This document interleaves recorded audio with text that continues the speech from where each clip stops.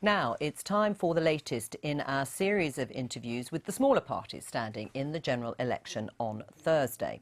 The National Health Action Party was founded in 2012 by two consultants who opposed the Health and Social Care Act, which enacted wide-ranging reform in the NHS.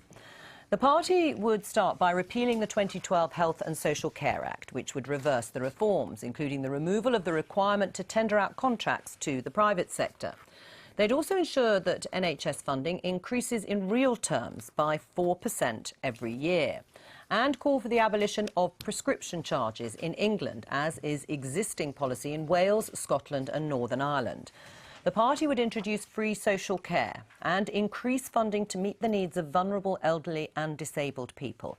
And on Brexit, the NHA want to safeguard the UK's collaboration with the EU on health issues and medical research. And now we're joined by the National Health Action Party's Dr. Louise Irvine. Thank you for coming onto the programme. The National Health Action Party is standing in 5 seats in England. Why do we need your party?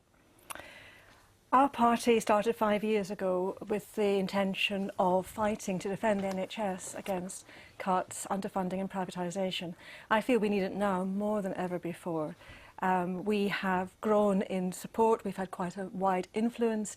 I actually think we've influenced Labour Party policy at the moment, which has actually moved closer to our position. Right, but it's a single-issue party, is that right? We're not a single-issue party. We fight on all the social determinants of health, and if you think of that in the broadest sense, that includes housing, education, the environment, inequality, poverty, and all those issues. So we've got policies on a wide range of issues. You say you've influenced the Labour Party. Which bits of the Labour Party manifesto would you say have been written with you in mind?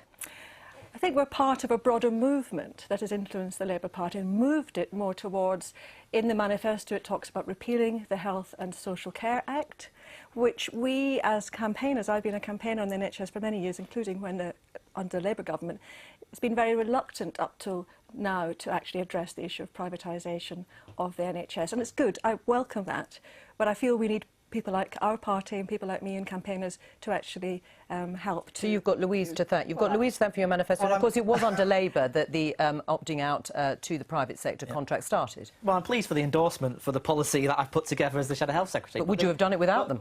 Yes, I would have done it without them, if I may say so. And the reality is the party of the NHS in this election is the Labour Party, because we're going to put 37 billion into the NHS to reduce the waiting list. Yes, we're going to get rid of that Health and Social Care Act, but also we're going to put capital investment into the NHS, not by forcing hospitals to sell off land and sell off assets under the Naylor review. We're going to give hospitals the money to rebuild them and invest in their IT as well. And would you rather see Labour Party being elected than the Conservative Party, for instance, in seats? Yeah, I would prefer them to be elected as long as if they were elected, that they stayed true to their promises. Do you think they might not? In 1997, Tony Blair promised to end the privatisation of the NHS and to get rid of PFI, not to go forward with PFI, and they did the very opposite in power. So we can't afford to completely trust people, just what they say in their manifesto. All right. When you say about the funding, your proposed funding is actually not even going to meet the projected rate of growth if it kept up with GDP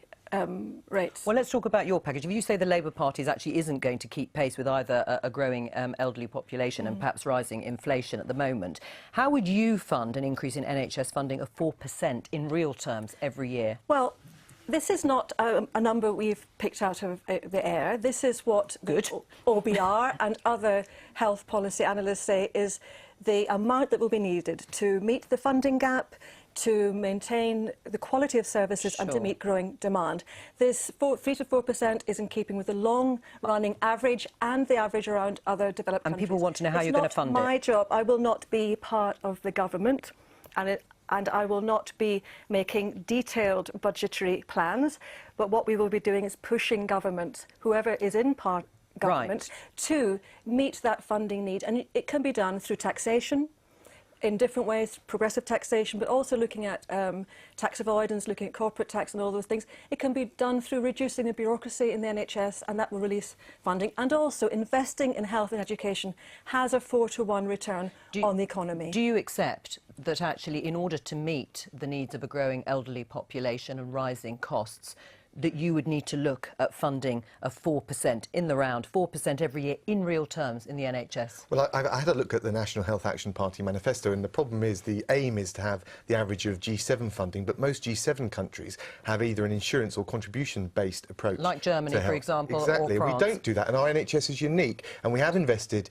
23,000 more doctors. But your answer is no, you wouldn't do those levels of funding. But what you've got to do, the answer on funding is very clear, is you've got to have that strong economy. And the problem is all these wish list of issues that you want to spend more on are for the birds unless you've got a strong Except economy. if you had a strong economy, why couldn't you spend more if you had different priorities? If you've got a strong economy, and only Conservatives deliver that, Sure. it's the only way you get the revenue.